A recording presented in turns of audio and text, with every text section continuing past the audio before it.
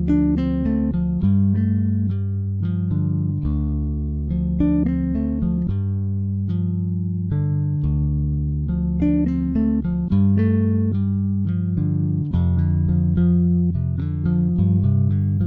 lagi bareng gue Rizal.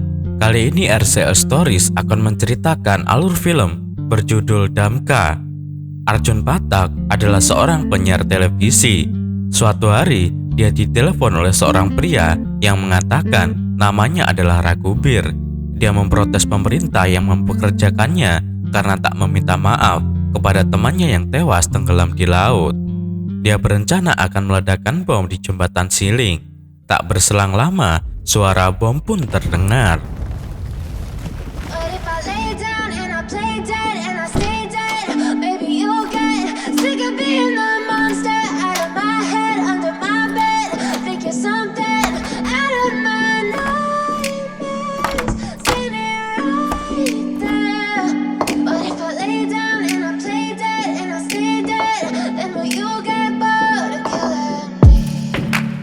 Silhouettes of you are like a taunt. Never really know just what you want. With you I don't ever feel calm. I can feel the sweat inside my palms. Play with me like cats and a string. You don't understand the pain it brings. Di awal film kita diperlihatkan dengan postingan sosial media seorang pria yang bernama Arjun Pathak. Di akun Facebooknya, dia banyak memposting kebersamaannya dengan sang istri yang bernama Saumya Pathak.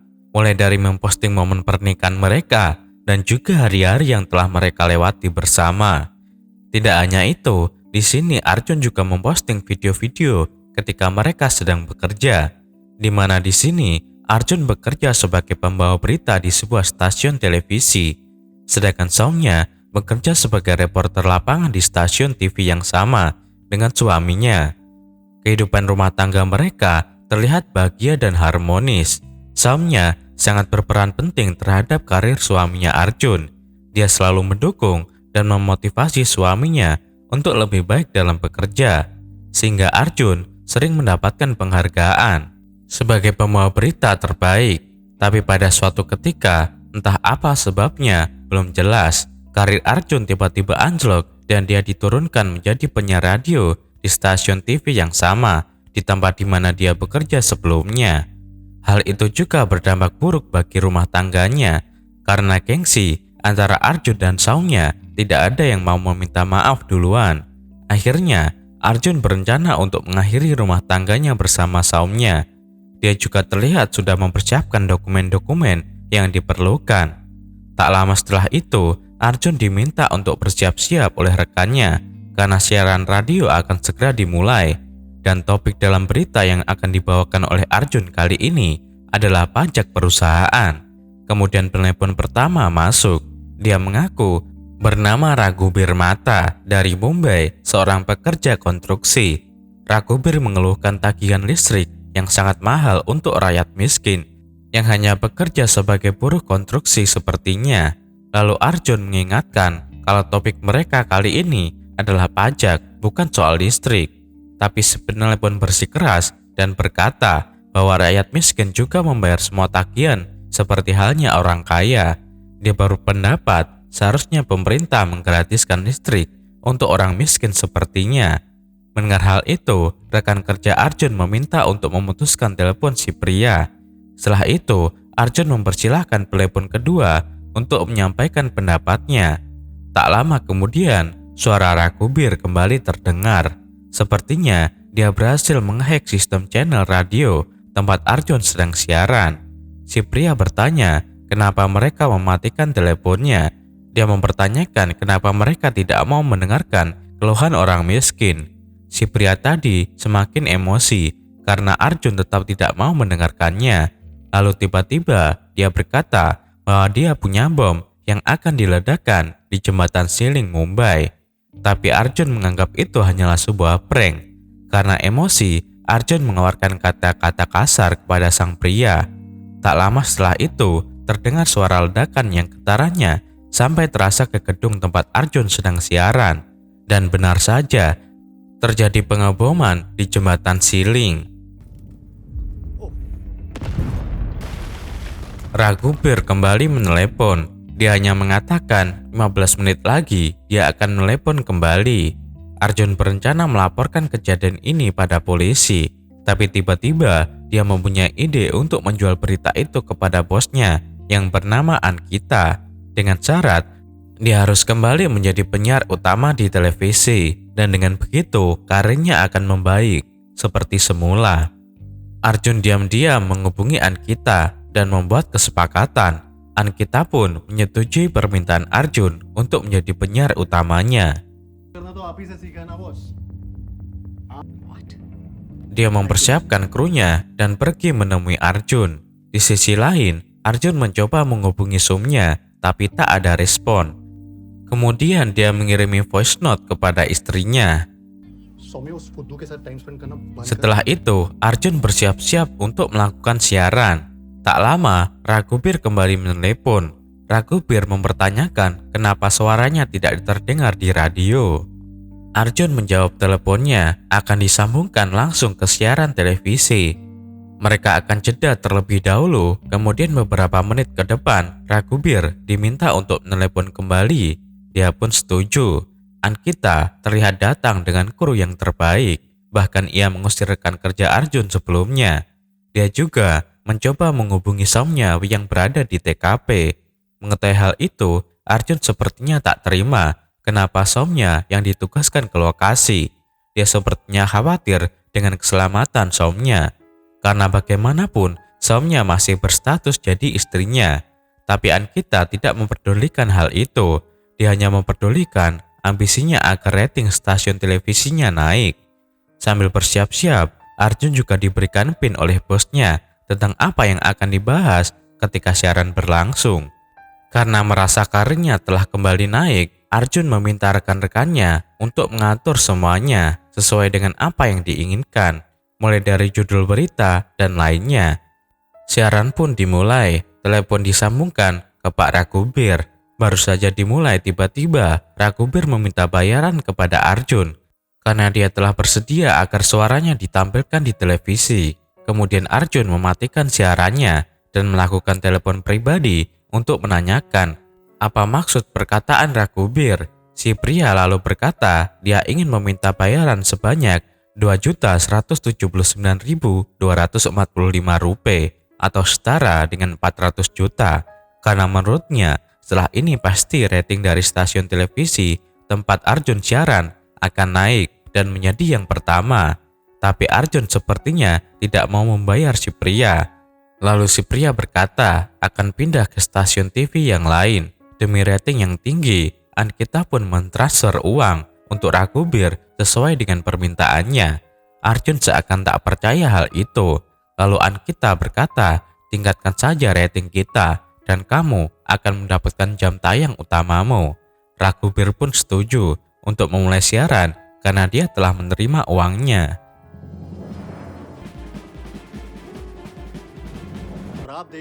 Dan siaran pun dimulai, tapi sebelum ke topik, seperti biasa, Arjun menyapa penonton untuk menyebutkan slogannya yang berbunyi, apapun yang kukatakan itu adalah kebenaran.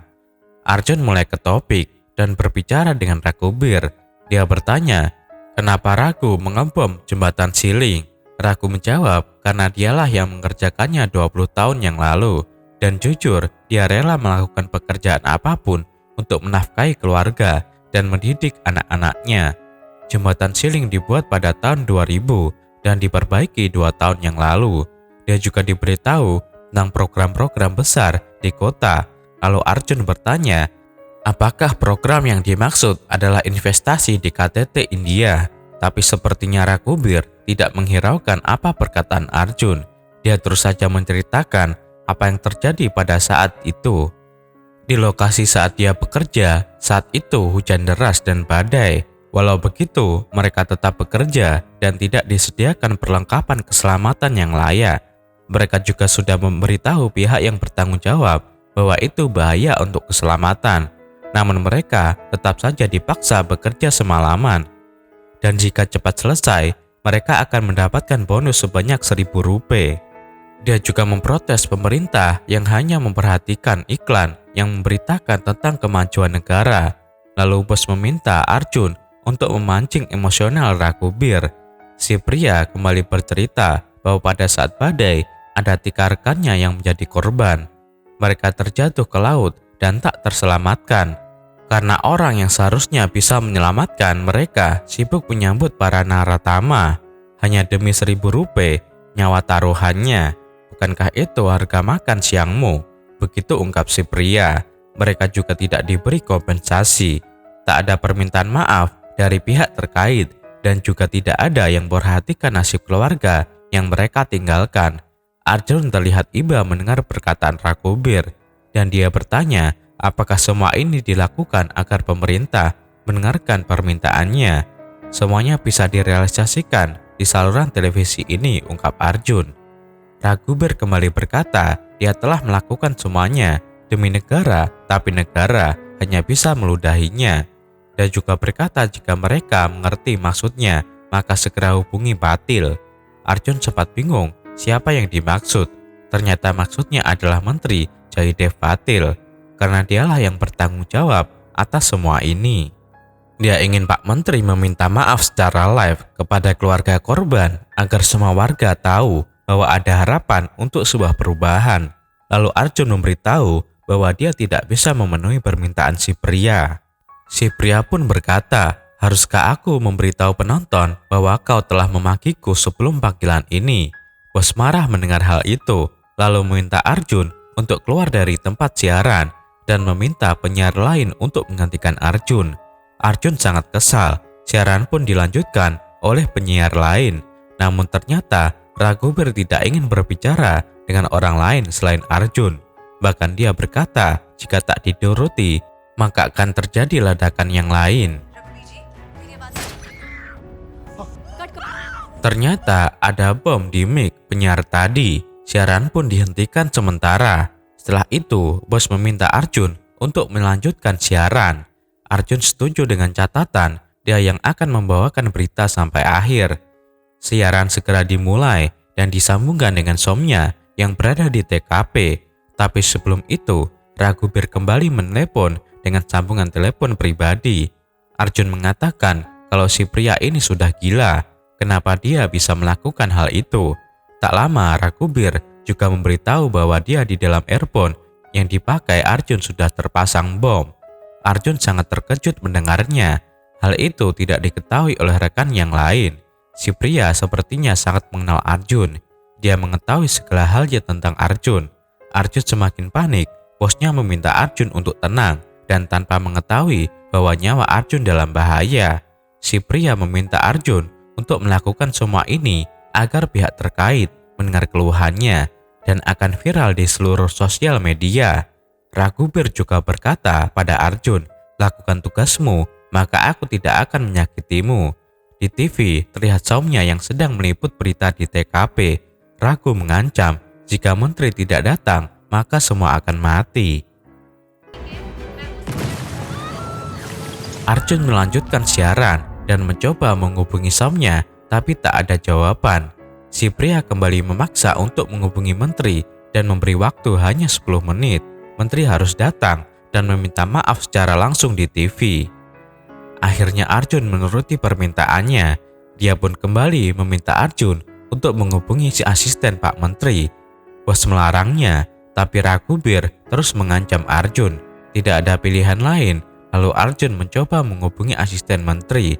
Sambil menunggu, Arjun mengajukan beberapa pertanyaan. Salah satunya yaitu, apakah Raghubir benar-benar buruh? Si pria lalu menjawab, apakah kau pikir buruh itu semuanya bodoh? Tak lama telepon akhirnya bisa tersambung dengan asisten menteri. Arjun menanyakan keberadaan menteri, tapi asistennya menjawab, tidak bisa diungkap demi keamanan. Arjun berkata semua ini demi nyawa banyak orang, tetapi tetap saja asisten menteri itu tidak mau memberitahu. Setelah itu datanglah Praven, seorang anggota pasukan khusus anti teror. Dia lalu meminta kita untuk keluar karena Pravenlah yang akan mengawasi siaran yang sedang berlangsung. Raghubir terus memaksa untuk menghadirkan Pak Menteri dengan waktu yang sangat terbatas. Praven meminta Arjun untuk tetap tenang dan mengulur waktu. Mereka memperlihatkan seorang orang yang tak bersalah yang terjebak di siling. Lalu si pria mengatakan jika dia tidak meledakkan bom, dia tidak akan didengar. Kemudian mereka memperlihatkan liputan Somnya di sana. Terlihat Somnya yang sedang mencoba untuk menyelamatkan seorang anak perempuan yang terjebak di dalam mobil bersama ayahnya. Dia berhasil menyelamatkan anak tersebut, tapi tidak dengan ayahnya. Dan seketika si anak melihat sendiri bagaimana si ayah meninggal. Melihat hal itu, Arjun bertanya kepada Raghu, apakah dia tidak kasihan pada anak itu? Si pria menjawab, seharusnya pemerintah juga bersimpati kepadanya. Dia mengingatkan bahwa waktu tinggal 1 menit lagi. Praven melarang Arjun untuk melihat jam. Dia meminta Arjun untuk mengajukan pertanyaan-pertanyaan. Arjun berkata hukum itu adil, tapi Raghubir tak beranggapan begitu. Menurutnya, hukum itu lebih memihak kepada orang kaya dibanding orang miskin. Dan sebelum melakukan semua ini, dia telah memikirkannya. Suasana semakin genting karena waktu 10 menit yang telah diberikan sudah habis. Arjun meminta perpanjangan waktu 5 menit untuk mendatangkan menteri. Dan si pria akan mendapatkan permintaan maaf seperti apa yang dia inginkan. Raghu juga berjanji jika menteri datang, dia akan menyerahkan diri. Beberapa saat kemudian, datanglah wakil Pak Menteri yang bernama Mathur. Tapi Raghubir menganggap mengirim permintaan maaf palsu. Lalu dengan angkuhnya, Pak Mathur meminta agar Raghubir untuk menyerahkan diri ke polisi. Dia menuduh Raghu sebagai teroris dan sampah di negara itu. Tak hanya itu, dia juga mengungkap identitas Raghubir dan menambahkan fotonya, di mana siaran berita itu bisa disaksikan langsung oleh semua rakyat India. Raghubir tak terima dan marah dengan semua pernyataan Pak Mathur. Kemudian dia mengungkap kasus korupsi yang dilakukan oleh Pak Mathur, tapi beliau berdalih kalau kasusnya telah ditutup. Alih-alih ingin meminta maaf, Pak Mathur malah terus menyebut bahwa Raghubir adalah seorang teroris. Maksud hati ingin menetralisir keadaan Arjun, malah dituduh membela seorang teroris. Si pria makin tak terima dengan kata-kata Pak Mathur. Dia pun meminta Arjun untuk mengeluarkan beliau dari studio. Kemudian Arjun menuliskan sesuatu kertas yang berbunyi, ada bom di telinga. Pak Mathur terlihat bingung setelah membaca tulisan Arjun. Lalu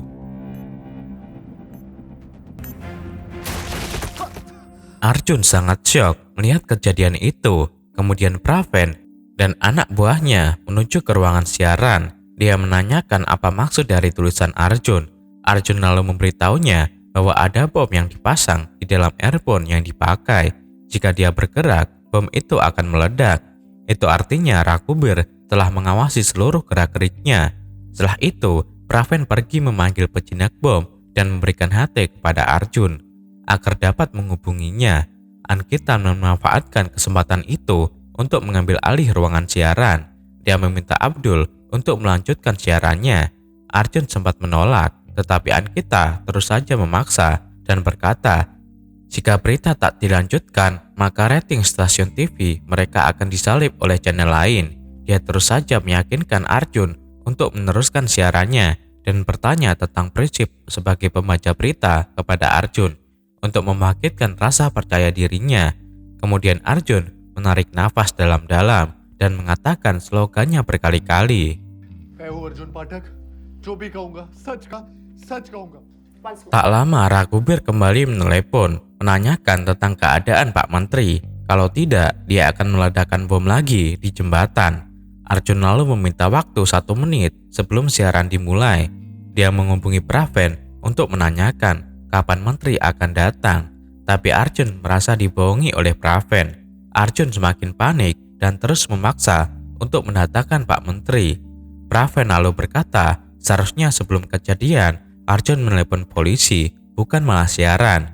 Dan sekarang itu malah membuat nyawanya sendiri terancam. Dan mereka harus menunggu selama 3 jam untuk melacak keberadaan Raghubir. Ankita berkata untuk tidak membuang-buang waktu. Dia mau Arjun melanjutkan siarannya. Dia juga meminta Arjun untuk mengatakan secara live bahwa tidak akan ada permintaan maaf dari Pak Menteri. Arjun menanyakan apa maksud dari Ankita. Lalu Ankita mengatakan ini sama halnya dengan Arjun yang tidak mau meminta maaf pada Somnya. Karena meminta maaf berarti mengaku bersalah. Begitupun dengan Pak Menteri, dia tidak akan mempermalukan dirinya di hadapan seluruh rakyat. Lalu Arjun melihat berita di TV tentang semua yang telah terjadi. Kemudian dia menyimpulkan tempat di mana Raghu berada dan memberitahu untuk mencari Raghubir di sekitar Siling. Di sisi lain, Ankita memaksa Arjun untuk melanjutkan siaran dan Raghubir akan ditangani oleh polisi. Di sana juga ada Praven yang berbeda pendapat dengan Ankita. Dia meminta Arjun untuk mengulur waktu, sedangkan Ankita menolak hal itu. Dalam keadaan genting seperti ini, dia hanya mementingkan rating beritanya. Dia memberitahu Arjun untuk memframe Raghubir sebagai teroris. Siaran pun dilanjutkan. Arjun kembali berbicara dengan Raghubir. Ankita terus saja memaksa Arjun untuk mengatakan bahwa tidak akan ada permintaan maaf, tidak ada negosiasi, tapi Arjun malah mengatakan hal sebaliknya. Dia juga meminta Raghubir untuk menyerahkan diri dan datang ke studio. Ankita sangat marah melihat hal itu.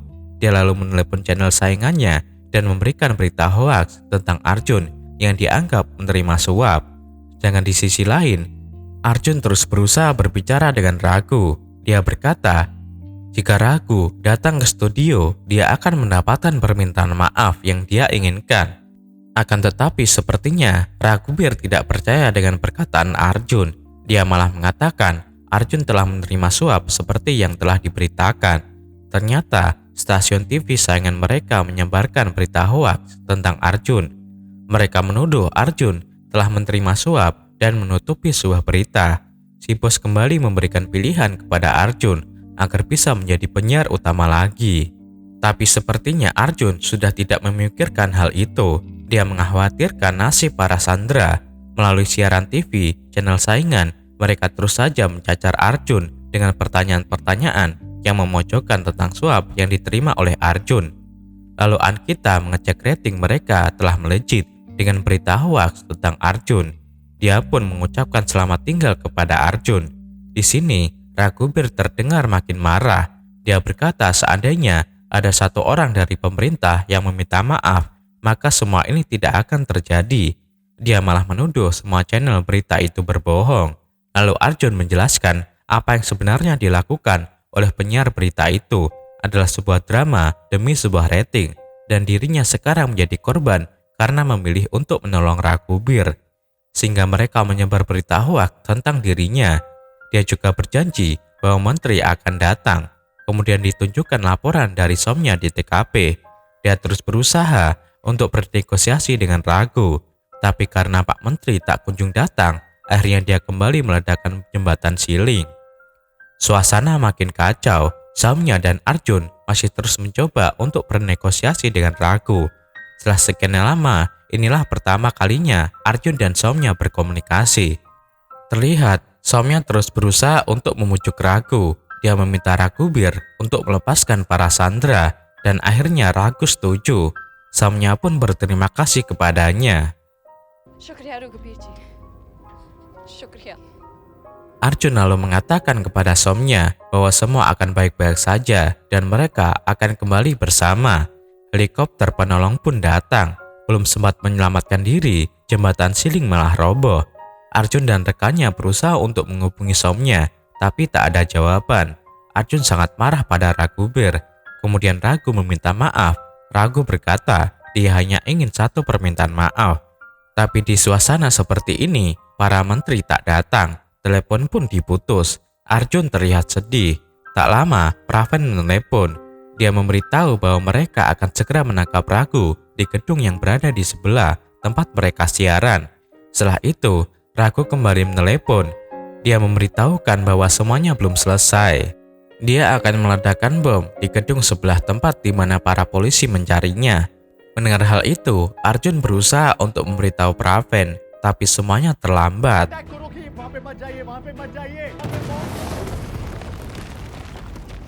Beruntungnya, Arjun selamat dan bom yang ada di earphone Arjun terlepas. Raghu kembali menelepon, tapi Arjun menemukan sebuah keanehan tentang Raghubir. Dia mengetahui bahwa Raghubir adalah salah satu korban yang jatuh ke laut saat perbaikan jembatan Siling, sehingga menyebabkan nyawanya melayang. Dan ternyata yang menelepon itu adalah Anan Mata. anak dari Raghubir. Arjun meminta untuk Anand menemuinya, kalau tidak dia akan mempublis semuanya. Kemudian Arjun mempersiapkan kamera untuk live bersama Anand. Anand terlihat memegang remote control dari bom yang ada di gedung itu. Arjun mencoba untuk berbicara pada Anand. Anand pun mengatakan keluh kesahnya kepada Arjun. Sambil memegang remote bom itu, Anand kembali mengatakan bahwa dia hanya ingin satu permintaan maaf. Lalu Anand ditembak oleh Densus 88 tepat di jantungnya.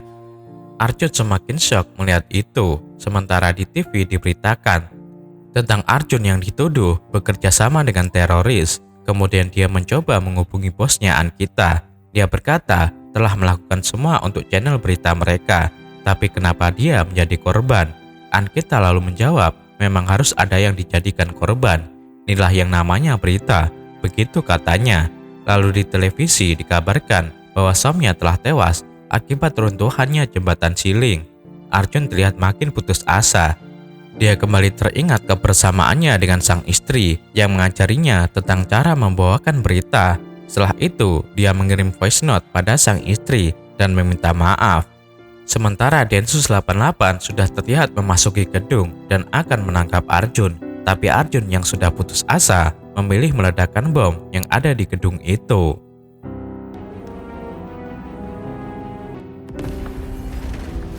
Klik jempol ke atas jika kalian suka dengan video seperti ini dan berikan komentar positif kalian. Saya Rizal, sampai jumpa di video RCL Story selanjutnya.